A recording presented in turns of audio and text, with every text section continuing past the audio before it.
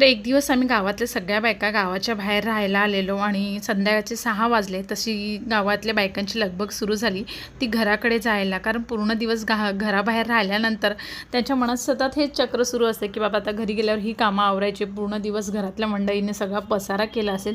तशा सगळ्या बायकांनी धाव घेतली ती घराकडे जाण्यासाठी.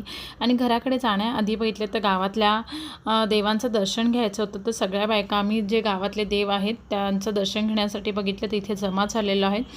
डोक्यावर टोपल्यामध्ये सगळा दिवसभराचा जो संसार घेऊन आम्ही गावाबाहेर पडलेलो तो डोक्यावर घेऊन अशा प्रकारे आम्ही देवाचं दर्शन घ्यायला आलो. आणि नंतर बघितलं तर गावातल्या गावदेवीचं दर्शन घेण्यासाठी इथे मंदिराला फेरा मारायचा आहे. तर टोपल्या अशा डोक्यावर ठेवून आम्ही पूर्ण मंदिराला एक फेरा मारून घेतला आणि गावातल्या गावदेवीचं दर्शन घेऊन बघितलं तर गावामध्ये प्रवेश केलेला आहे.